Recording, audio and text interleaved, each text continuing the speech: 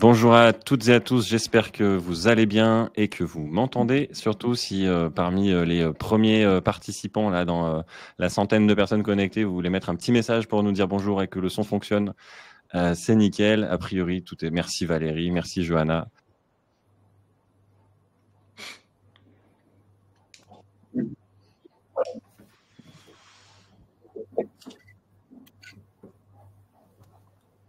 Est-ce que vous m'entendez mieux? Est-ce que vous m'entendez toujours? Très bien. Ouais, j'ai eu un problème, c'est que ce foutu iPhone se connecte en même temps sur le Mac et donc ça bug. Ça m'est déjà arrivé la dernière fois. Donc bonjour à tous, ça laisse le temps à tout le monde d'arriver comme ça, c'est nickel. Je suis Guillaume du coup, responsable éditorial, formateur, Folie Web. Vous avez sans doute l'habitude de me voir pour ceux qui sont, des fidèles, de nos webinaires et puis pour, tous les nouveaux qui sont inscrits aujourd'hui et qui nous découvrent, bah, voilà, ravi de faire votre connaissance, virtuelle. J'ai aujourd'hui, le plaisir d'animer la toute dernière session de notre événement Feu de camp, du coup avec, Mehdi, Karine et Nisrine qui sont là et qui vont se présenter juste après. Ensemble, on va parler de la trésorerie, des bases finalement pour bien se lancer, pour rien oublier, pour pas faire d'erreur quand on est indépendant. Et bah, vous le savez, aujourd'hui, le statut d'indépendant, il est extrêmement séduisant pour beaucoup de gens qui veulent se lancer dans l'entrepreneuriat. On compte plus d'1 million de freelances aujourd'hui en France. C'est un chiffre qui est en croissance permanente depuis 10 ans. Et c'est pour ça qu'on a créé cet événement Feu de camp. C'est qu'on a envie de vous donner des conseils, nous, Folie Web, acteurs majeurs auprès des entrepreneurs, des porteurs de projets et des petites boîtes, bah, pour vous aider justement à y voir plus clair dans votre projet, pour savoir voilà, si vous êtes en train de vous lancer, avoir les bonnes pratiques, et ceux qui sont déjà lancés, avoir un regard un peu critique sur vos pratiques et voir comment vous pouvez faire mieux. Un petit mot rapide avant de rentrer dans le vif du sujet. Alors, pas pour vous rappeler le programme de la journée, parce que pour ceux qui sont là depuis ce matin, ça m'intéresse bien d'ailleurs dans le chat de voir s'il y a des gens qui sont là depuis ce matin et qui ont suivi tous les webinaires. Mais voilà, on a un programme riche avec des super partenaires toute la journée. Vous pourrez bénéficier à la fin de la session évidemment d'un accès à une page avec toutes les offres de nos partenaires, tous ceux que vous avez vus depuis ce matin. Donc évidemment, n'hésitez pas à aller voir ce qu'on vous propose et à répondre à notre enquête de satisfaction que je vous partagerai évidemment juste après. Ces événements, on en organise plus de 400 par an en France. Ils sont possibles justement grâce à des partenaires, le Point .fr, NeoCamino. Si ça vous intéresse, évidemment, vous pourrez aller voir dans notre ressourcerie toutes les ressources qui sont liées à ces partenaires-là. Et évidemment, nos partenaires du jour, Hello Bank, Alan, Superadep, tout cela. Je vais pas tous les mentionner, évidemment, mais on les remercie tous et toutes. Voilà, un petit débrief rapide, même si normalement ceux qui sont là depuis ce matin, vous savez finalement comment ça se passe. Vous avez un onglet questions en bas à droite de l'écran, à côté du chat. Gardez vos questions pour la fin, parce qu'on va passer 40-45 minutes ensemble à discuter avec Nisrine, Mehdi et Karine. Posez vos questions et comme ça, on garde un quart d'heure à la fin pour répondre à toutes vos questions. Vous avez la possibilité de voter pour les questions aussi les plus pertinentes. Ça évite d'avoir 50 fois la même question à la fin. Et puis le chat, si vous voulez, pour réseauter, partager les uns les autres vos liens LinkedIn, réagir en live aussi si vous voulez. Mais voilà, on va essayer de garder les questions pour la fin. J'en profite aussi, juste avant de commencer, pour vous partager un petit sondage ici que normalement vous devriez voir apparaître sur votre écran ou dans l'onglet sondage juste à gauche de questions pour savoir si vous êtes plutôt déjà lancé, si votre entreprise est créée depuis longtemps ou pas, ou si vous êtes en cours de création. Ça nous aidera aussi à savoir un petit peu à qui on parle cet après-midi. Voilà.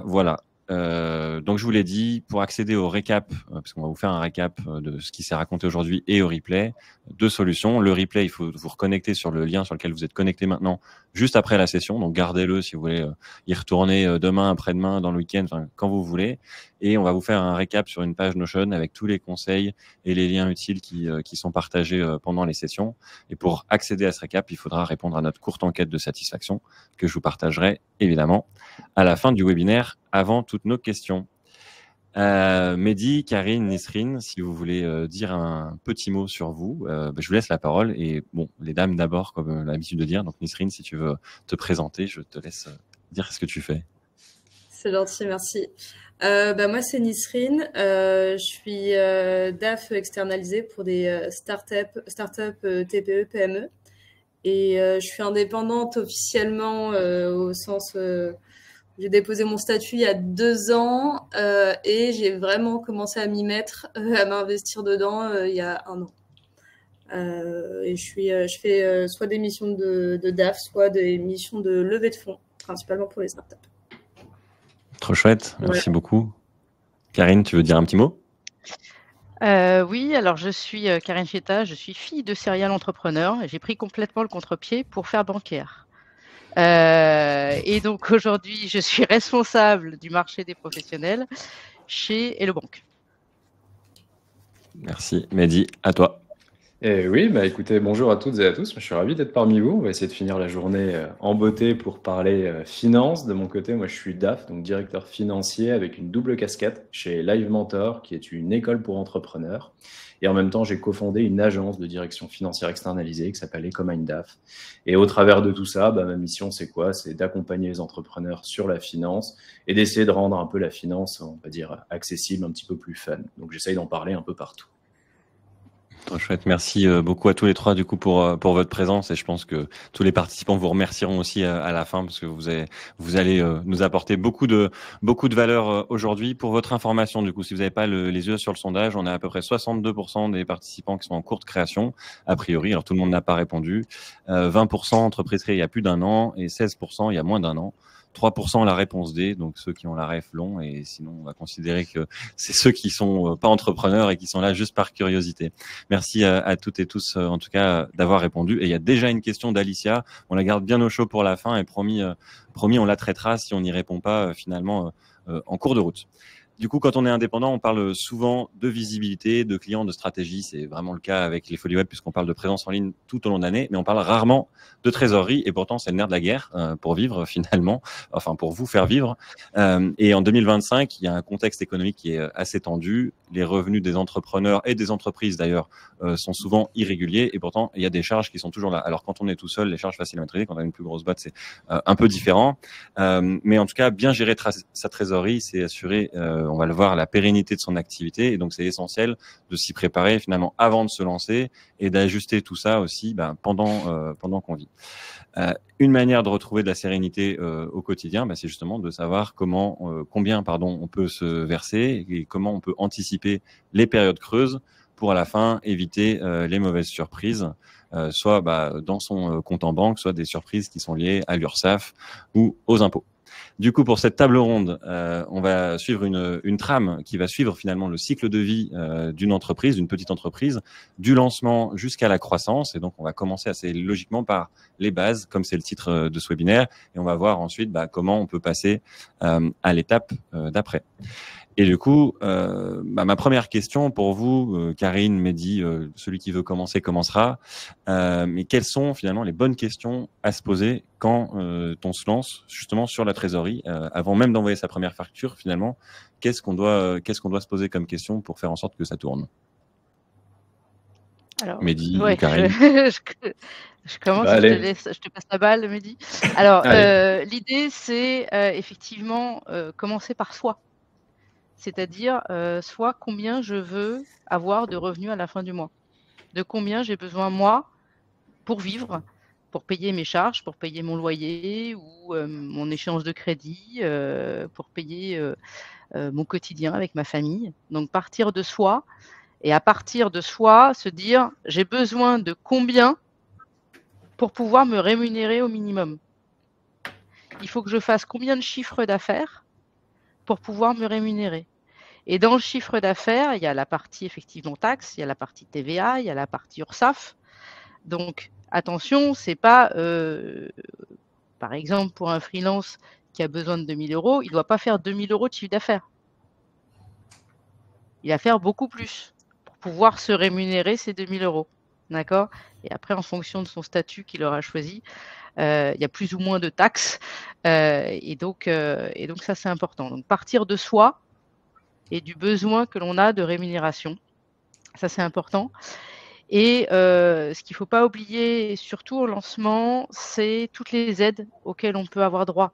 C'est-à-dire, si je suis salarié et que je me lance, je peux peut-être bénéficier de l'ACRE pendant quelques temps, et du coup, je sais que j'aurai un revenu et que je ne serai pas obligée de dégager beaucoup de chiffre d'affaires le temps de créer ma clientèle. Et pourquoi pas aussi, quand on est salarié, avant de se lancer, de commencer à avoir des clients et à se lancer un petit peu avant de se lancer complètement sur la partie entrepreneuriale pour tester le marché, ajuster son offre.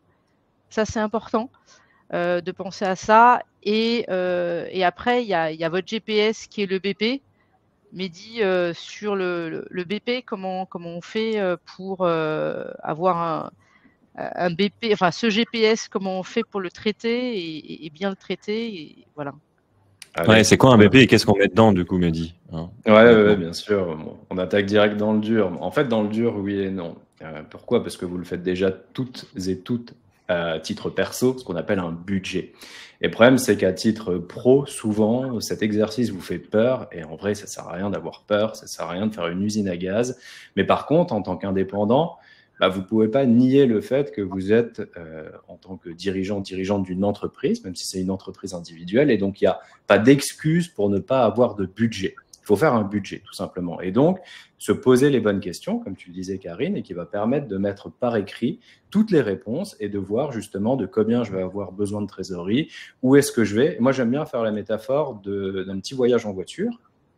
En gros, pour l'entrepreneuriat, c'est un petit voyage en voiture. Ça veut dire, je prends ma voiture, si j'ai pas de GPS, si j'ai pas une carte, je sais vraiment pas où je vais. Et en fait, l'entrepreneuriat, c'est pareil. Ensuite, je prends ma voiture, il faut bien que je mette un peu d'essence pour arriver à une certaine destination. D'essence où je dois recharger en électrique ou autre. Enfin bref, on n'est pas là pour débattre. Mais et ça, c'est pareil. C'est de combien, du coup, je vais avoir besoin de trésorerie pour faire ce voyage en voiture. Ensuite, quelle va être ma carrosserie, donc ma structure juridique pour bien optimiser mon voyage, de qui je vais avoir besoin comme copilote ou comme passager. Donc ça va potentiellement être des salariés, des prestataires de services, etc. Donc bref, il faut toujours bien commencer par un BP, un budget, un prévisionnel, un plan financier, qu'importe comment on l'appelle. Ne faites pas une usine à gaz, vous posez les bonnes questions. Donc, comme tu disais, Karine, c'est qu'est-ce que je vais faire comme chiffre d'affaires? Quels vont être mes clients? Quel va être mon prix moyen? Quelles vont être mes charges en face? Quels sont mes coûts fixes, mes coûts variables? De combien, moi, à titre perso, j'ai besoin pour vivre, donc pour me rémunérer? Et de là, après, sur Excel, tout simple, vous faites des plus, des moins, vous voyez ce qui passe, ce qui ne passe pas. Et de là, tout de suite, vous allez voir OK, de combien de trésor vous allez avoir besoin et où est-ce que vous en êtes à 3, 6 mois, 9 mois, 1 an et plus. Trop chouette. Et du coup, quand est-ce qu'on met à jour finalement ce BP? Parce que ça, c'est un sujet aussi. Tu vois, de dire, quand tu es tout seul chez toi, tu as aussi des choses qui varient parfois, les revenus qui peuvent varier. Donc, tu adaptes aussi ton budget, pas forcément mois le mois, mais au trimestre. Est-ce que ça marche pareil avec une entreprise finalement? Est-ce qu'il y a une fréquence type on adapte son BP? Complètement. Pour le coup, un BP est un être vivant. Clairement, on ne peut pas faire un BP et après le laisser dans son ordinateur et ne plus jamais le consulter. Pourquoi? Parce que c'est beaucoup de prévisions. Les prévisions, on sait qu'il peut y avoir des événements plus, moins, et donc tout varie. Donc clairement, il faut le mettre à jour quasi quotidiennement au début. Pourquoi? Parce qu'on va avoir des encaissements, des décaissements, et donc une trésorerie se gère quasi au quotidien. Et après, plus les mois vont avancer, plus l'expérience entrepreneuriale va avancer, et plus on va avoir cette expérience et cette facilité de prévision qui vont nous permettre d'arriver sur des échéances de mise à jour un tout petit peu plus longues. Moi, je recommande en général au mois le mois, après de mettre à jour, de voir combien on a de trésorerie, quelles vont être nos futures dépenses, est-ce que j'ai pas oublié ma TVA, mon URSSAF, est-ce que j'ai des clients qui sont un petit peu en retard et donc je dois les relancer pour faire de l'encaissement. Au mois le mois, c'est pas mal. Mais par contre, quand on se lance, donc clairement, on doit avoir un niveau de suivi de trésor qui soit extrêmement fin, et donc pour qu'il soit le plus fin possible, il faut qu'il soit le plus régulier possible, donc quasi quotidiennement au début. Trop chouette, merci. Nisrine, tu veux rajouter quelque chose, toi, sur le point ou...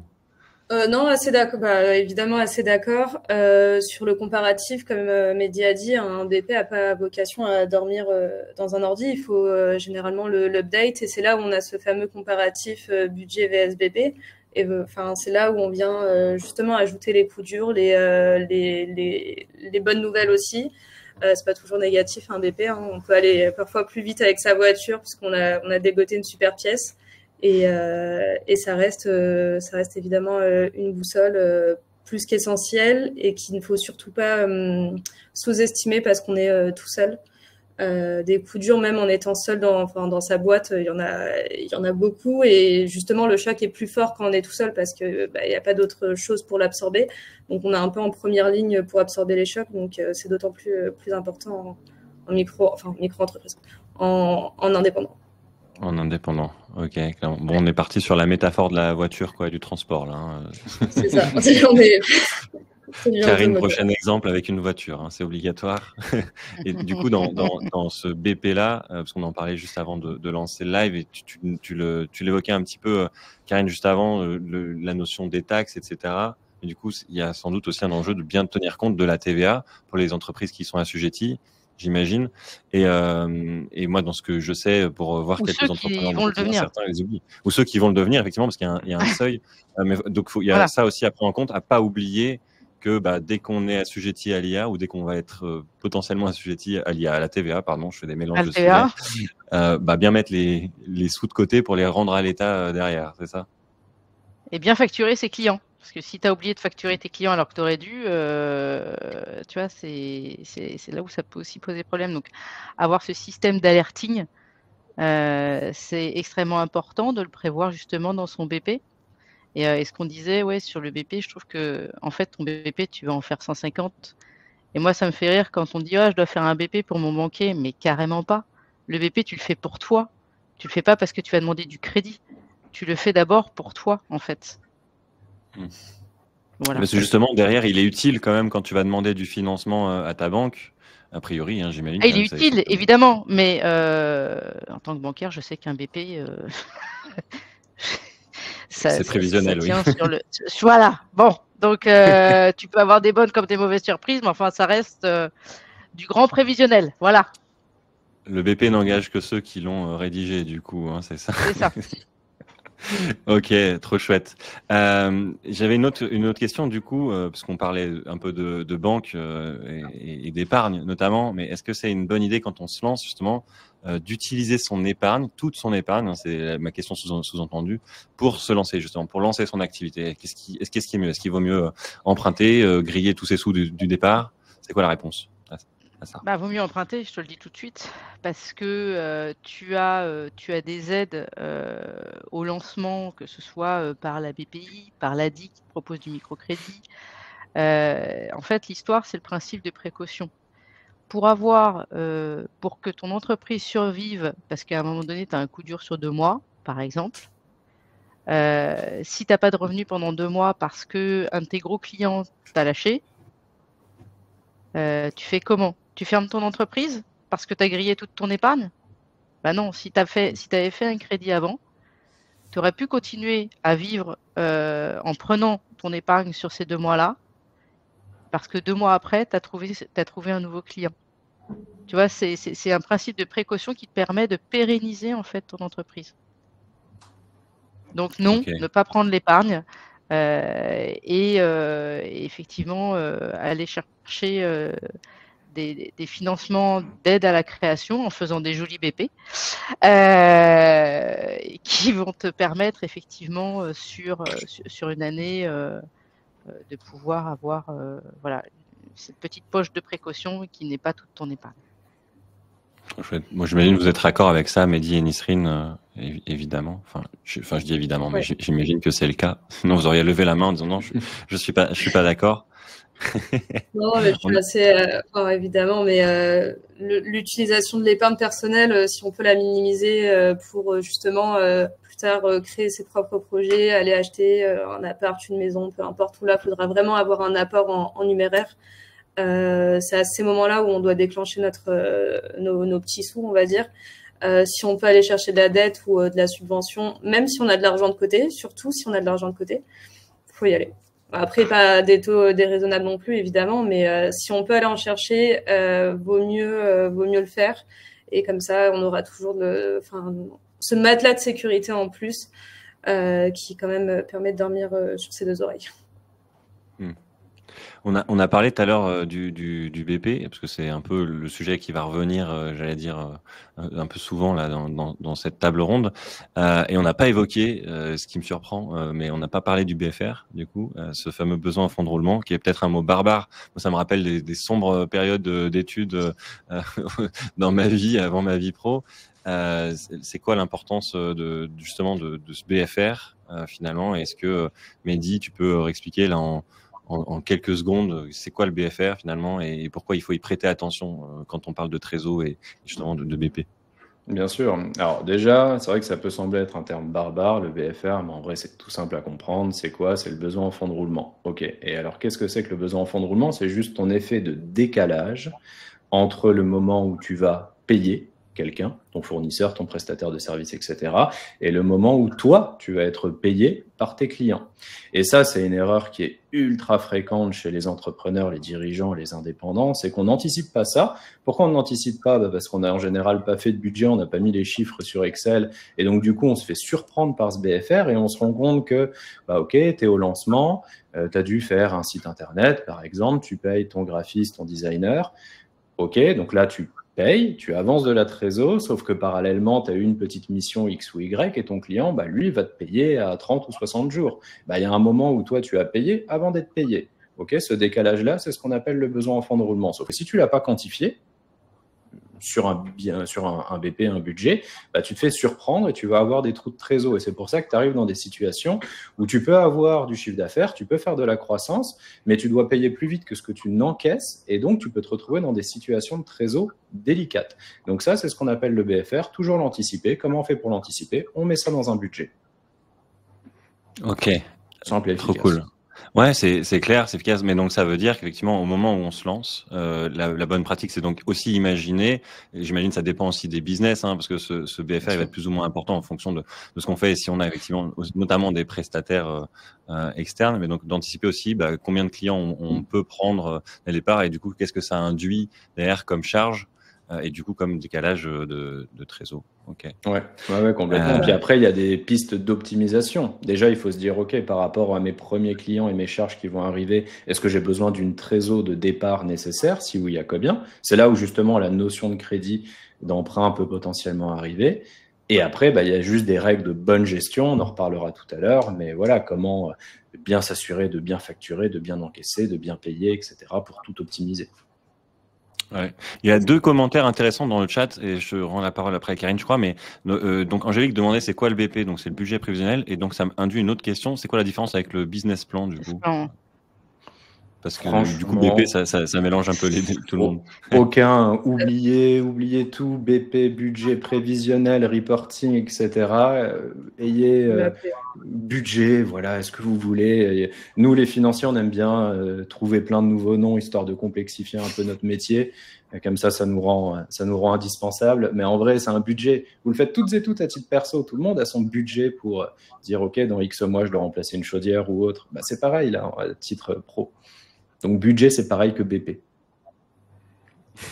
Il y a un des sujets. Tu voulais rajouter quelque chose, Nisrine?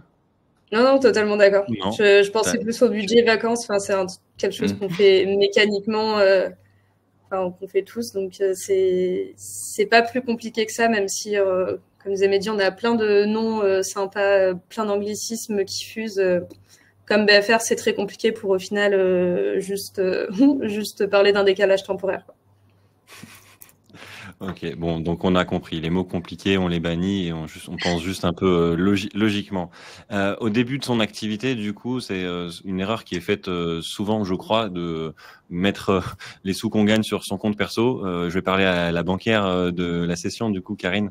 Une question pour toi, c'est est-ce que c'est vraiment si important que ça de séparer son compte pro de son compte perso ou ses comptes? Alors, en vrai, on va se parler vrai. Si tu fais 1 000 € par an, tu peux. J'ai envie de te dire, on s'en fiche. Si tu fabriques quelque chose d'artisanal que tu vends sur un marché et que tu as fait 2 000 € de chiffre d'affaires dans l'année parce que tu es salarié, tu fais ça le dimanche, bon, on s'en fout. En revanche, à partir du moment où tu te lances vraiment, où ça va devenir ton activité principale, séparer. Aujourd'hui, la loi te dit tu peux avoir 2 comptes de particuliers dès l'instant où tu fais plus de 10 000 € de chiffre d'affaires et que tu sépares, mais on s'en fout que ce soit un compte pro ou un compte part. La seule chose, c'est que si c'est un compte part, et c'est là où l'État est quand même un peu, comment dire, ambivalent, c'est-à-dire qu'il te dit tu as le droit d'avoir un compte de particulier, mais sur ton compte de particulier, il faut qu'il y ait la mention entrepreneur individuel. Chose que tu n'as pas puisque c'est ton compte de particulier. C'est vrai. Donc, Et ça, c'est la loi Pax qui, effectivement, était super parce que avant, tu avais la confusion du patrimoine pour tous les EI. C'est-à-dire que si j'empruntais à la banque pour mon cabinet parce que je suis kiné et que du jour au lendemain, j'ai plus de patients, j'étais solidaire à titre privé des dettes de mon entreprise. D'accord ? En tant qu'EI. Depuis 2022, il y a distinction. Donc ça, c'est super parce que justement, ça protège la vie privée des entrepreneurs individuels. C'est très bien. La seule chose, c'est que voilà, il faut qu'il y ait marqué, la loi te dit, il faut qu'il y ait marqué entrepreneur individuel sur tes RIB et toutes les factures que tu émets auprès de tes clients. Et pour qu'il y ait marqué EI, il faut que tu aies un compte pro. Enfin voilà. Donc, et après, en termes de mindset, l'idée, c'est aussi de se dire, j'ai vraiment mon compte pro et je vais pouvoir avoir une TVA adaptée. Cette TVA que je vais pouvoir déduire demain, que tu n'as pas sur les comptes particuliers. Enfin, il y a plein de petites choses sur lesquelles il faut, à mon avis, partir sur du pro, sachant que aujourd'hui, des offres pro à pas cher, il y en a quand même beaucoup sur le marché. Voilà. On n'est pas sur quelque chose qui va te plomber ton activité si tu ouvres un compte pro, quoi. Ok, très bien. Bon, on aura bien retenu. Donc, on va séparer l'Église et l'État, quoi. Et comme ça, on est sûr de ne pas faire de mélange. D'être tranquille. Ouais. Nisrine, est-ce que toi, ou Mehdi aussi, enfin l'un ou l'autre, ou l'un et l'autre, vous observez, et après on passera, j'allais dire, à la suite, mais au lancement, est-ce que vous avez comme ça en tête des erreurs courantes qui sont faites par les entrepreneurs, justement sur ces sujets-là de finances, de trésor, ou est-ce que c'est vraiment ces deux trucs-là, de pas bien penser son BP dès le départ et pas séparer ses comptes? Le plus gros, on va dire le plus gros défaut que je vois sur des entrepreneurs qui se lancent notamment, ça va être cette gestion de BFR. On l'appelle pas comme ça, mais ça va être plutôt la gestion des relances aux clients, où là ça va, ils vont un peu se perdre, ils vont pas avoir de logiciel de suivi. Il y a des logiciels quasi gratuits la première année. C'est pas très compliqué, il y a des systèmes d'alerte qui pop-up dès que la facture arrive à échéance. Et c'est en fait de l'argent qui dort, qui est perdu, qui va peut-être jamais être recouvert. Donc en tout cas, c'est l'erreur la plus commune que je vois. Et aussi le manque de prévisionnel. Alors sans l'appeler budget, BP ou quoi, je parle souvent avec des entrepreneurs qui me disent: j'ai tel contrat, ça marche super bien, j'ai ma boîte qui tourne, mais je sais jamais combien je vais payer de TVA. C'est un peu le comptable qui lui dit: tu vas payer X le mois prochain. Ils comprennent pas pourquoi, mais ils le font parce que on prend ça comme une parole absolue, ce qui, en général, est quand même vrai, mais ils comprennent pas les décaissements. Ils n'arrivent pas à anticiper les coups durs, ce genre de choses, et au final, ça reboucle sur la question d'avoir ce fameux BP sans overkill et faire quelque chose de très compliqué. Donc c'est vraiment les deux sujets que je vois. Un, l'encaissement, et deux, je sais pas de quoi l'avenir est fait. Tout simplement. Ok. Mais dis, tu as peut-être d'autres points. Ouais, en fait, l'erreur que je dirais qui pourrait peut-être un peu résumer, c'est tout simplement sous-estimer, on va dire, cette notion de dirigeant d'entreprise. En fait, quand vous vous lancez en indépendant, vous êtes dirigeant d'une entreprise. Et donc, il faut se comporter comme un dirigeant d'une entreprise. Donc, on fait, et là, ça reprend tout ce qu'on vient de se dire, on sépare le pro du perso. C'est normal, on a une activité, on sépare, on fait un prévisionnel, on sait faire un petit budget à quelques mois, on sépare tout. On n'a pas ce fameux syndrome de l'imposteur où on n'ose pas envoyer les factures clients, on n'ose pas relancer parce qu'on n'a pas été payé. En revanche, dès qu'on reçoit une facture d'un prestataire de service, on paye rubis sur l'ongle à J+1. On se comporte comme un dirigeant, on optimise le tout en respectant les délais légaux. Voilà, on a une entreprise à faire tourner, on a de la trésor à recevoir pour payer justement tous nos engagements, on se comporte comme un dirigeant d'entreprise. Ok, donc ça veut dire qu'on peut adapter aussi effectivement ces paiements aux fournisseurs et se dire on n'est pas obligé de payer sous 10 jours si on peut le faire sous 30 ou sous 60 et du coup adapter en fonction de ses entrées aussi, j'imagine, pour pas faire sortir tous les sous tout de suite, quoi. Ah complètement. Après, ça reste un peu du cas par cas. Il y a des règles aussi légales, mais si vos clients en face utilisent des délais pour vous payer, je ne vois pas pourquoi vous, à contrario, vous n'utiliseriez pas ces mêmes délais pour payer vos fournisseurs. Après, bien sûr, il y a un peu de cas par cas. Parfois, vous allez travailler avec un micro-entrepreneur qui considère justement sa facture comme un équivalent salaire, on va dire, pour justement vivre. Donc, il faut faire attention au délai de paiement. Mais je veux dire, voilà, il faut optimiser sa trésor. Donc, ça marche dans un sens comme dans l'autre. Ok, trop chouette. Bon, alors là, on a bien identifié et on a commencé à faire la passerelle avec la partie suivante qui est du coup, c'était intéressant de comment on se lance. Et là, on est déjà finalement un peu dans le run, le quotidien de l'entrepreneur. C'est quoi les bonnes pratiques du coup de gestion? On a commencé à en parler, effectivement, faire le suivi de ce qui sort et du coup de ce qui va rentrer. Nisrine, tu as commencé à évoquer aussi la facturation. Alors, on a un peu parlé des outils, on reviendra sur la question des outils après. Mais du coup, c'est quoi les bonnes pratiques du quotidien? Justement pour s'assurer que ça tourne, quoi, et de ne pas être à la fin du mois en galère. Au niveau des entrées, de la trésor, ouais, effectivement. Ouais. Qu'est-ce qu'il faut suivre attentivement? C'est vrai que moi j'aime bien suivre mes entrées-sorties. Dans le cas où je suis dans une prestation de service, des sorties, j'en ai pas beaucoup. En fait, ça va être des logiciels. En revanche, quand on monte son agence, on commence à avoir de la masse salariale, plein de freelance sous son aile. Faut forcément les checker si les déclarations ont été faites, si les justificatifs ont été mis et transmis pour la déclaration de TVA. Donc là, on commence à rentrer dans ce rôle administratif qui généralement fait peur, mais qui en réalité est pas très compliqué. Toujours suivre, là je me répète, mais si les encaissements suivent bien leur cours et si on n'a pas de délai de retard de paiement. Moi je sais que quand je me suis lancée, c'était alors que je fais de la finance, c'était un sujet où on a un peu, comme disait Mehdi, ce syndrome de l'imposteur. On n'ose pas trop relancer ses clients, on démarre, donc on n'ose pas déranger ses seuls clients. Mais à un moment, voilà, faut y aller, on a besoin de cet argent pour vivre. Donc il faut pas hésiter à relancer, pas hésiter à. Moi par exemple, j'inscris bien sur mes factures, factures payables à X jours pour rester dans les clous, ne pas faire de petites filouteries ou quoi, mais en respectant évidemment mes interlocuteurs. Ouais. Voilà, c'est principalement comme ça que je travaille et pour l'instant ça se passe bien.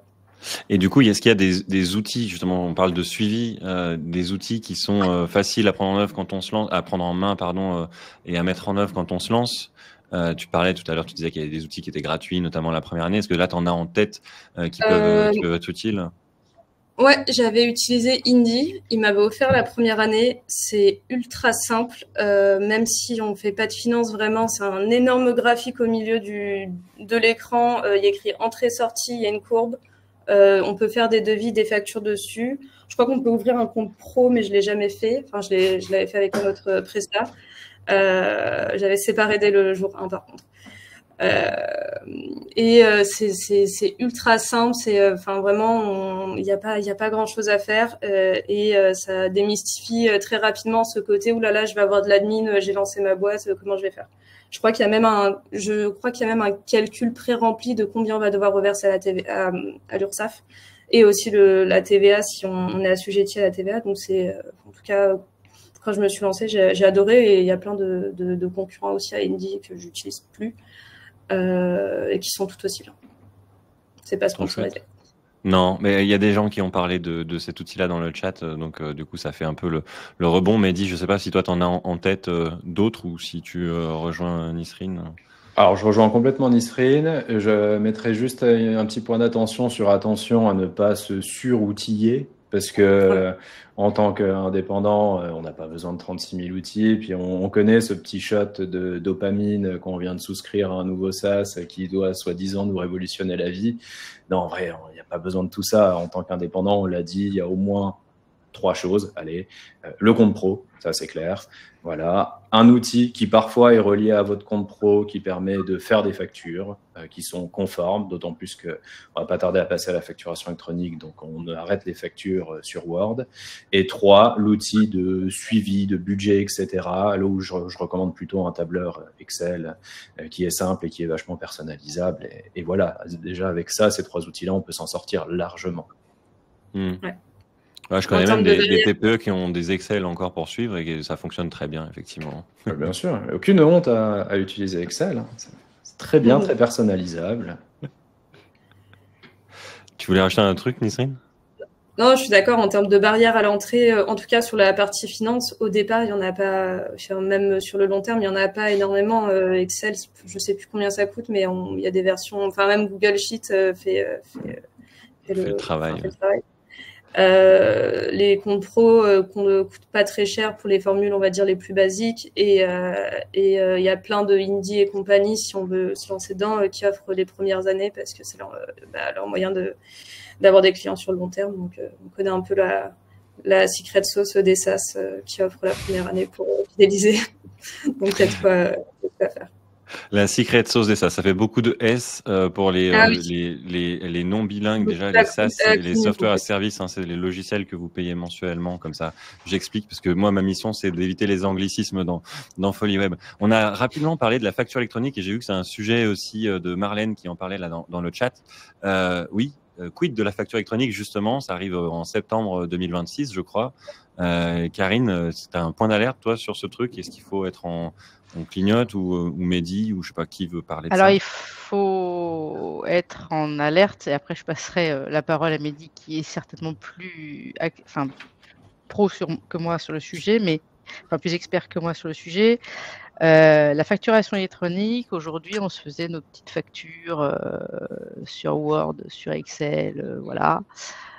Sauf que à partir de septembre 2026, il va falloir qu'on aille chercher les factures des grosses ETI, parce que c'est les ETI qui vont devoir facturer à partir du 1er septembre 2026 sur un logiciel PDP, donc plateforme de dématérialisation partenaire. Donc en gros, moi, petit artisan, j'ai une facture EDF et ma facture EDF, il va falloir que j'aille la chercher sur un logiciel. D'accord ? Et à partir de 2027, moi, petit artisan, il va falloir aussi que j'émette mes factures en B2B sur ce logiciel-là.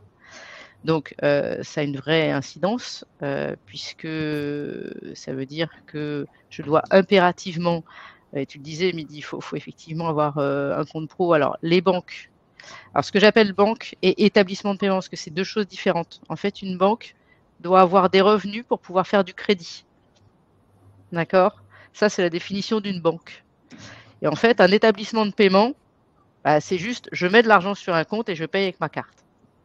Là où la différence est importante, c'est que si tu as besoin d'être accompagné demain, des établissements de paiement, comme tous les comptes pro qu'on a cités jusqu'alors, sont des établissements de paiement qui ne font pas de crédit et qui ne sont donc pas des banques.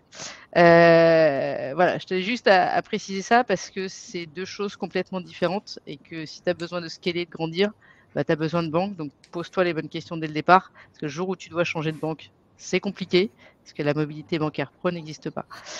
Et ensuite, sur la facturation électronique, la bonne nouvelle, c'est que ça bouge beaucoup en ce moment, mais sans trahir de sujet, parce qu'on travaille beaucoup avec la DGFiP là-dessus. Je pense que toutes les banques et les établissements de paiement proposeront des solutions aussi internes ou externes, peu importe, mais proposeront à leurs clients des solutions de la DGFiP, c'est la direction des je traduis. Voilà, c'est bien. Non mais tu fais bien. Qui effectivement proposeront des outils qui vous permettront de le faire. Donc pas d'inquiétude là-dessus. Et Mehdi, je te laisse peut-être aller un peu plus loin sur la facturation électronique.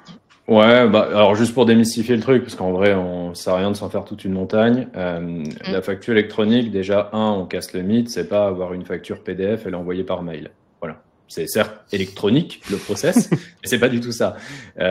L'idée, c'est quoi? C'est en effet, l'État va avoir une plateforme de centralisation de toutes les factures qui vont circuler entre toutes les entreprises. Voilà, ça c'est le principe de la facture électronique. Et donc il faudra avoir un outil qui permette de faire des factures, électroniquement bien sûr, conformes. Et donc après, le flux ne va plus passer par mail, mais va passer par cette plateforme centralisatrice. Ça, c'est le principe. Ensuite, une date à avoir en tête, septembre 26 pour les grosses entreprises, donc normalement, ça ne nous concerne pas aujourd'hui, septembre 27 pour les petites entreprises. Donc là, normalement, ça va nous concerner. Il ne faut pas s'en faire une montagne. Le seul point à avoir en tête, c'est en vrai, il faut juste avoir un outil, tout simplement, parce que qu'importe votre outil, il va être conforme à la facturation électronique, c'est obligatoire. Et vu que de base, vous auriez pris les bonnes habitudes de faire vos factures via cet outil, ça va être complètement indolore pour vous. Nickel, c'est clair, c'est simple, c'est nickel. Je vous propose d'enchaîner parce que en fait, je vois l'heure défiler, il est 17h10. Faut qu'on garde un peu de temps pour les questions à la fin, mais j'en ai encore quelques-unes pour vous et une qui est essentielle, notamment quand on est une petite boîte et enfin un auto-entrepreneur et surtout qu'on est au début de son activité. Mais comment on fait justement pour se verser un revenu régulier quand les entrées sont irrégulières? On sait que parfois il y a des saisonnalités dans la commande et puis on n'est pas toujours au top de notre forme pour aller vendre notre prestation ou notre produit, notamment quand on se lance. D'ailleurs au début, a priori c'est plutôt croissant. Comment on gère ça, ce revenu régulier quand justement on n'a pas des clients régulièrement? Mehdi, si tu veux garder la parole, ou Nisrine. Ouais, Nisrine, vas-y. Non, mais j'allais dire justement, ça reboucle sur tout ce sujet de BP où on a justement ce besoin de prévision. Après, tout dépend de l'activité. Pardon. Si on est sur de la prestat de service, on sait que juillet-août, plus personne va signer quoi que ce soit parce que plus aucune personne décisionnaire est au bureau. Donc, on va anticiper le fait que juillet-août, ça va être tendu. On va commencer à potentiellement push un peu plus là, sur la période d'avant pour aller chercher plus de clients et anticiper ce creux. Si on est sur la production de biens et services qui est très cyclique et qui a une forte saisonnalité, justement, on sait que cet argent qu'on va, par exemple, générer pendant les périodes des fêtes va devoir nous permettre de tenir toute l'année jusqu'à la prochaine période. Donc voilà, c'est encore une fois toute cette question de je mets à plat mes entrées, mes sorties, j'anticipe ces creux et ces vagues en fonction de mon business. Et aussi, comme disait Karine au début, j'anticipe aussi mon besoin personnel pour vivre décemment toute l'année. Si j'ai une famille, j'ai des enfants, si j'ai un crédit immobilier, c'est des choses qui vont devoir rentrer en première ligne parce que on peut pas y échapper. Et c'est comme ça qu'on construit sa fameuse boussole ou sa super voiture, et pas dans l'autre sens où on voit ce qui se passe, on voit si les clients m'appellent.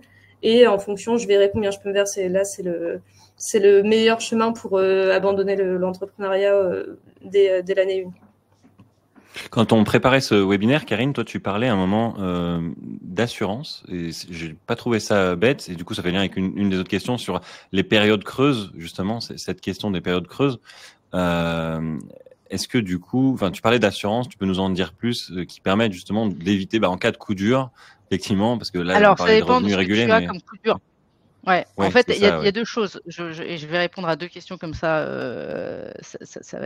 On va gagner du temps. Il y a deux choses pour se prémunir des périodes creuses. La première chose, si tu as de l'épargne et dans une période qui fonctionne bien, c'est à ce moment-là qu'il faut que tu demandes de l'argent à ton banquier. C'est-à-dire que n'attends pas d'être dans ta période creuse pour demander de l'argent parce que là, on ne te le prêtera pas. Donc, je vais être tout à fait honnête, on te le prête quand tout va bien. Donc, quand tout va bien, c'est à ce moment-là qu'il faut demander de l'argent pour se le mettre de côté. Si, bien sûr, encore une fois, les taux ne sont pas trop hauts, on s'entend. Donc, il y a ça. Et le deuxième élément sur l'assurance, c'est toujours de prendre une prévoyance. Tu vois, nous, on avait mis une prévoyance dans notre package de base. En gros, si tu es malade et que tu vas à l'hôpital, tu as 100 € par jour d'hospitalisation. C'est pas dingue, mais ça paye les premiers frais. Et prendre une prévoyance quand tu es pro, souvent on néglige ce point-là. Et en fait, il n'y a que toi qui fait en sorte d'avoir tes revenus, quoi. Enfin, les revenus dépendent entièrement de toi. Donc, si tu t'assures pas toi, alors que tu es l'élément principal de ton entreprise, et si toi tu vas pas bien, ton entreprise elle meurt. Voilà, donc c'est important de penser à ça aussi. Donc la prévoyance et puis l'aspect crédit quand tout va bien. Ok. Et du coup, d'où aussi l'intérêt d'avoir un peu de trésor quand même, effectivement, pour ces coups durs-là, et qui fait lien avec. Et ta trésor, tu la mets de côté, comme ça tu gagnes de l'argent. Ah, tu la mets chez le banquier. Oui, mais le banquier, il te rémunère pour ça si tu le mets de côté. C'est vrai. Bon, en même temps, tu n'allais pas dire le contraire. C'est forcément une phrase de banquier. C'est totalement vrai. C'est justement sur la trésor, Mehdi, c'est quoi un bon matelas de trésorerie, justement pour éviter ces coups durs, mais aussi demain potentiellement pour aller plus loin, investir, faire grandir sa boîte. Qu'est-ce qu'il faut, en tout cas comme trésor, pour être serein au quotidien? Ouais. Alors là, pareil, ça va être un peu du cas par cas en fonction de la situation de chacun. Déjà, un bon matelas sera un matelas qu'on sait calculer. Donc encore une fois, on revient sur cette histoire de budget, mais l'idée c'est de se dire, ok, si aujourd'hui j'ai un coup dur, je perds, je sais pas, mon plus gros client, j'ai une dépense un peu imprévue, de combien j'ai besoin pour assurer ou assumer financièrement les 3 mois à venir, par exemple. Moi, j'aime bien toujours prendre un trimestre, 3 mois, ce qui en général nous laisse un petit peu de temps pour rebondir, pour malgré tout continuer de se verser une rémunération, malgré tout continuer d'aller chercher des nouveaux clients. Donc déjà, il faut savoir le calculer. Si par exemple, tu sais que tu as un loyer plus des salaires, plus quelques charges fixes, ça représente, je ne sais rien, moi, 3 000 euros. Bon, 3 mois, ça fait 9 000 euros. Ok, ton matelas de trésor est de 9 000 euros. Comme ça te permet d'assumer un coup dur. Voilà. Donc le matelas, en fait, c'est un peu ce qui va te protéger, c'est ce qui va te permettre de malgré tout prendre des décisions plutôt sereines. Et en vrai, ça va aussi te permettre de t'apporter un petit peu de confort, par exemple prendre un peu de vacances, parce que en tant qu'indépendant, quand on prend des vacances, on n'a pas de congé payé, hein, donc en face, on ne facture pas forcément, et si on ne facture pas, c'est du chiffre d'affaires en moins, et donc c'est de la rémunération en moins. Donc voilà, avoir un matelas de trésor te permet aussi de faire ça. Trop chouette. T'es OK avec ça, Nisrine? Enfin, j'imagine on est raccord sur le discours, effectivement, évidemment. Ouais. Il est 17h17, on prend encore un peu mes questions et ensuite on passera aux questions des autres. Mais justement, je voulais qu'on passe sur cette dernière partie sur, au bout d'un moment, normalement, votre activité, elle fonctionne. Et en tout cas, je vous le souhaite pour tous ceux qui sont là en phase de lancement de projet ou qui sont déjà lancés. Et du coup, il y a une question qui se pose. Alors parfois, on n'a pas envie de grandir, mais certains entrepreneurs ont envie de faire grossir leur business. Et du coup, à quel moment justement on peut se dire, voilà, je peux investir pour me développer, Mehdi. Quand est-ce qu'on se dit c'est le bon moment pour le faire? Est-ce qu'il y a un sujet de trésorerie, de BFR? Enfin, qu'est-ce qui fait qu'on se dit, ok, je peux grandir là sereinement? Qui prend? C'est toi, Mehdi. Alors, à partir de quand on peut investir? Tout simplement, encore une fois, si on veut investir, il faut qu'on calcule cet investissement. Donc, désolé, c'est un peu rabat-joie, mais je reviens sur cette histoire de budget. On pourrait même faire la métaphore avec le trajet en voiture. Ça fait longtemps qu'on ne l'a pas fait. J'ai décidé d'aller à un point A. Au final, je me rends compte que je ne veux pas aller à un point A, mais à un point B qui est beaucoup plus loin. Ok, est-ce que j'ai mis assez d'essence pour atteindre ce point B, ou est-ce que je vais devoir faire une petite halte à la station essence? Est-ce que je vais devoir trouver un nouveau copilote parce que je crois qu'il peut y avoir plein de raisons. Donc voilà, déjà il faut que je calcule si je veux aller plus loin ou plus vite, de combien je vais avoir besoin. Donc ça, c'est le budget. Et en plus de ça, malgré tout, est-ce que je peux le faire dans des conditions qui sont confortables? Donc, pareil, on revient avec la question précédente sur le côté matelas de trésor, parce que l'idée, c'est d'investir pour aller plus loin, pour aller plus vite, mais ce n'est pas forcément de se mettre trop à risque. Donc, est-ce que malgré tout, je peux le faire dans des bonnes conditions? Et si toutes les conditions sont réunies, normalement, je peux y aller. Ok. Et du coup, si on veut investir, est-ce qu'on privilégie plus la trésor ou l'emprunt? Enfin, c'est une question mixte pour toi et pour Karine, mais je sais que ça peut dépendre finalement du besoin. Karine, tu as un avis sur ça, toi? Est-ce qu'on tape dans la trésor? Ta trésor, non, toujours pas. Hein. Enfin, que ce soit quand tu démarres ou après, c'est pareil. Ta trésor, il faut que tu en gardes à côté. Tu as deux choses pour moi qui sont importantes. C'est ta partie R&D. Si tu as besoin de grandir, il va falloir que tu investisses sur qu'est-ce qui va me faire vraiment scaler. Donc, est-ce que c'est du R&D? Est-ce que c'est autre chose? Donc, tu as l'investissement de ton entreprise, peut-être à minima, tout en gardant ce matelas pour la trésor. Et après, c'est effectivement d'aller chercher un emprunt qui va te permettre d'avoir les fonds pour grandir plus vite, quoi. Et Nisrine, je pense que toi, justement, sur tes startups, comment tu les aides? C'est exactement le sujet. Le sujet des startups en France, c'est des profils très peu rentables qui ont des perspectives de croissance démesurées, parfois un peu trop, et c'est là où ils commencent à faire des BP qui ont plus de sens. Mais c'est des boîtes qui ont un potentiel quand même assez fou. Généralement, le prêt bancaire est un poil plus dur quand même pour eux parce que il y a pas assez de chiffres, il y a pas assez d'historique, c'est des boîtes toutes jeunes. Du coup, c'est là où on va aller lever des fonds. J'imagine que vous connaissez l'émission Qui veut être mon associé. C'est exactement ça, sauf qu'il y a moins de caméras et plus de BP. Et on va aller chercher des investisseurs qui ont des poches assez profondes pour prendre ce risque et investir dans votre boîte avec une espérance de gain de leur côté qui est assez conséquente. Donc c'est aussi une grosse étape dans la vie d'une entreprise parce que on est cette fois-ci sous pression. Et c'est un moyen de recherche de financement alternatif au prêt bancaire et qui permet justement d'aller chercher ce scale, donc cette croissance hyper puissante et hyper vite qui permet de développer, d'ouvrir plein de pays, de développer son activité ultra vite. Mais d'où le besoin, comme disait Mehdi, de calculer ce besoin. On voit souvent on a besoin d'1 million pour croître.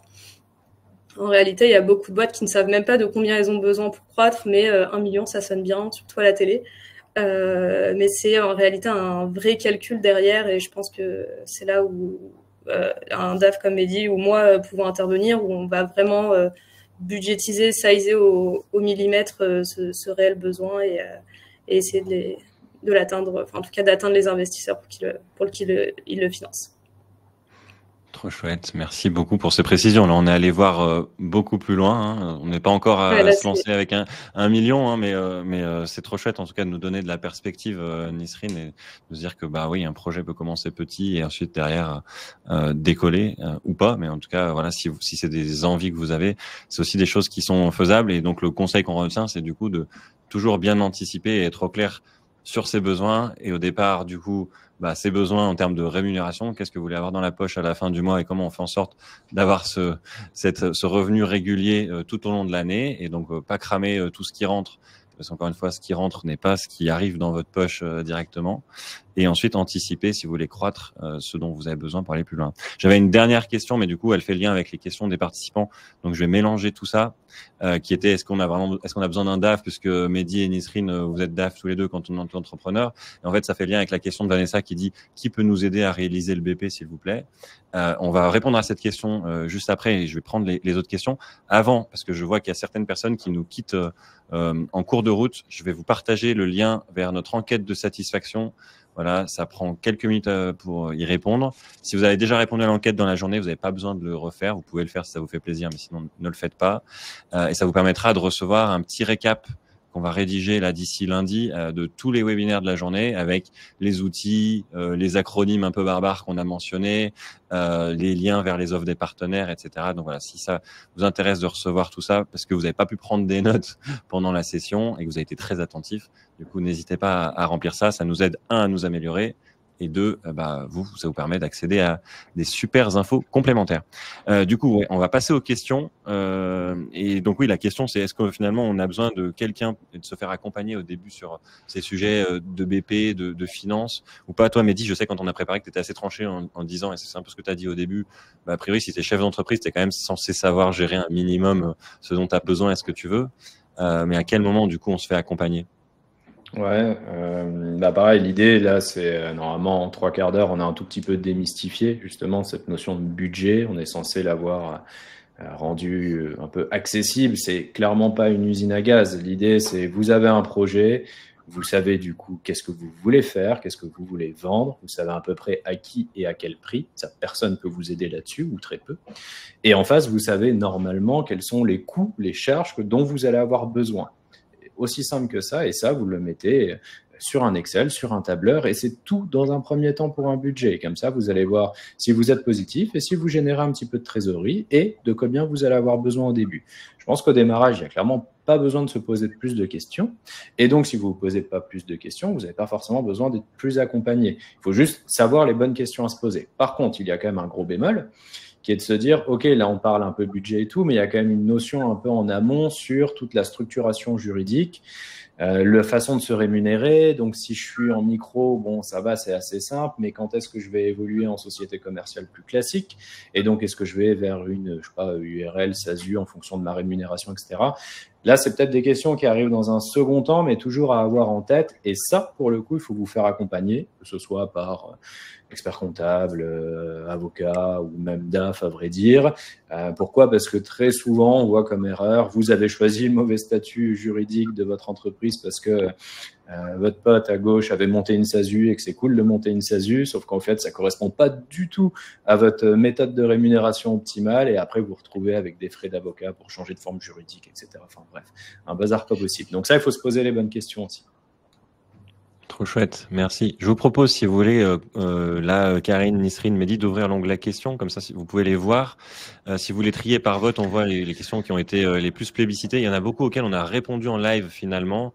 Les outils de suivi budgétaire, tu en as un peu parlé tout à l'heure, Nisrine, donc je suis pas sûr qu'on prenne la question. Il y avait une question d'Alicia qui est pas trop liée à ce que vous faites, mais vous avez sans doute un retour aussi là-dessus, qui est prendre une assurance RC du coup pro, une responsabilité civile pro. Est-ce que c'est indispensable au démarrage ou pas? Donc là, c'est plus un retour d'entrepreneur que des conseils de DAF, mais qu'est-ce que vous pensez de ça? Ça dépend de ton métier. Tu as des métiers sur lesquels la RC est de toute façon obligatoire pour exercer. D'accord? Donc, ça dépend de ton métier. Ça, c'est la première question. Et même si c'est pas obligatoire, moi, je conseille quand même de la prendre parce que ça coûte pas très cher. Mais même tes freelances, tu vas chez un client, tu renverses ton café sur son ordinateur, il va te dire, t'es gentil, mais tu me le rembourses. Et en fait, ta RC te permet de lui rembourser. Et une RC, c'est 120 € grosso modo par an. Je te parle du freelance. Voilà. Après, si tu as des RC de médecins sur lesquels il y a plus de risques, c'est des coûts qui sont pas les mêmes, bien évidemment, ou dans le BTP. Enfin voilà, il y a des métiers qui sont beaucoup plus chers, mais et qui sont obligatoires de toute façon pour exercer. Mais sur les métiers non obligatoires, les tarifs sont quand même très accessibles, quoi. Ok, trop cool. Je vois une question de Philippe, et après, si vous en voyez d'autres, vous me dites. La question de Philippe qui est, y a-t-il des taxes si aucun revenu en statut SASU micro-entreprise sommes-nous imposés? Moi, je ne sais pas répondre à cette question, mais peut-être que vous le savez. En micro-entreprise, il me semble pas. J'ai démarré à zéro comme tout le monde et j'ai rien sorti, donc non. En SASU, du coup, je sais pas si. Non, il me semble que si on fait il me semble qu'il y a quand même des frais fixes en SASU où vous allez payer votre expert comptable, les déclarations, ce genre de choses. Donc ça va être inévitable, on va dire. Alors qu'en micro, vraiment, vous mettez 0 sur le site de l'URSSAF et vous n'oubliez pas de de bien le faire, sinon vous allez vous faire taper dessus. Mais sinon, tout va bien. Enfin, tout va bien. Ouais, en micro, il n'y a pas d'honoraire particulier, avocat, expert comptable. En vrai, tu peux laisser vivre une micro sans revenu, ça ne te coûte rien. Voilà. C'est ça. On a une autre question, je viens de perdre son prénom, j'ai fermé la fenêtre, mais qui était pour des prestations en B2B, donc quand on vend des pros, quels délais minimum sont possibles pour éviter trop de décalage dans l'encaissement? Et est-ce qu'on peut demander 30 à 50% d'acompte après le devis signé ou pas? Et le reste à la livraison, évidemment. Bah oui, c'est ton business. Donc, on l'a dit, quand tu vas facturer, essaye de facturer en ayant l'argent tout de suite. Et après, tu as des systèmes de factor qui te permettent de, par exemple, céder ta facture et l'organisme donc de banque va t'avancer l'argent en fait, moyennant un pourcentage de ta facture. Donc c'est possible, mais plutôt que de payer la banque, essaye de te faire payer plus tôt. Après, c'est ce que tu veux. C'est c'est des questions qui, pareil, qu'il faut pas avoir peur de poser au moment où on close son deal. où on signe son client tout simplement.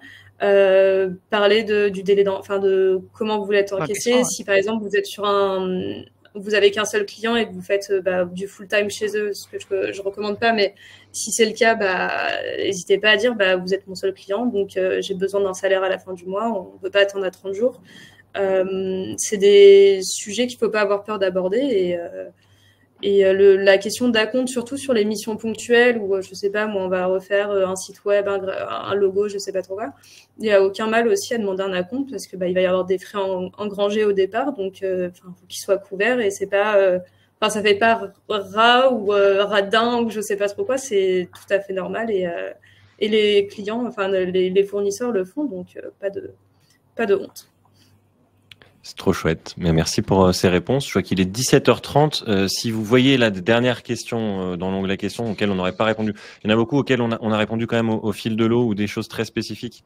Donc vous pouvez aussi, j'imagine, rentrer en contact facilement avec Nisrine, Mehdi, voire Karine, soit sur LinkedIn, soit par le biais du formulaire de satisfaction qu'on vous envoyait en disant je vais être recontacté tout bêtement. Mais est-ce que là il y a une question qui vous paraît être incontournable auquel on n'aurait pas répondu? Il y a beaucoup sur la structure juridique, sur le portage, SASU et URL, mais en fait, tout dépend de la situation de chacun. Donc, il n'y a pas un statut où on vous dit lancez tous votre SASU. Et surtout et surtout être. Tu vois, c'est ça qui est assez dingue, c'est aller voir des vrais experts. C'est pas parce que quelqu'un m'a dit sur un forum ou dans un salon que j'ai croisé mon pote qui m'a dit que c'était bien. Surtout, arrêtez de croire ça. Vraiment, allez voir des experts, allez voir des comptables, allez voir des banquiers, allez voir BPI, allez voir de vrais experts qui vous expliqueront concrètement comment ça marche et ce qui est bon pour vous. Ça paraît hyper dur, mais vu que c'est dur, allez voir des experts. Enfin, je veux dire, à un moment donné, mais surtout, n'écoutez pas Pierre-Paul Jacques, qui disent des bêtises où c'était bien pour eux, mais pas pour vous. Enfin, voilà.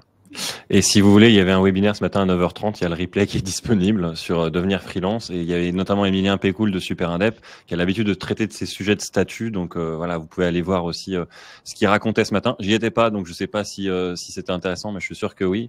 Et n'hésitez pas ensuite à aller voir, notamment sur la page des offres partenaires, vous allez retrouver des gens qui peuvent vous conseiller aussi là-dessus. C'est pour ça que j'ai pas pris les questions de statut. Effectivement, c'était pas le sujet de ce webinaire. Il y a eu pas mal de questions sur la facturation électronique, mais on y a répondu. Je pense qu'on a fait le tour. Et puis il est 17h32. Ce que je vous propose, du coup, c'est qu'on s'arrête. On s'arrête là pour ce soir. Merci à tous les trois, Mehdi, Nisrine, Karine, évidemment pour ces super moments, vos super réponses, pour la préparation aussi du webinaire, parce qu'évidemment, ça demande du temps à chacun. Merci à tous pour votre présence aussi parmi les nombreux participants qui sont encore ici. Je vois Patrice ou Patricia qui parlait de Pierre-Paul Jacques, j'imagine, de l'artiste. Petite référence à ce que racontait Karine. Et pour le coup, Pierre-Paul Jacques, meilleur en musique, effectivement, qu'en conseil pour les statuts de business. Merci à tous. Passez une bonne fin de journée, un bon week-end pour ceux qui partent en week-end, un bon vendredi pour ceux qui bossent vendredi, quand même. Et puis surtout, à bientôt sur un événement Folie Web. Et merci encore à tous les trois. Passez une bonne soirée. Merci. Merci tout le monde. Merci.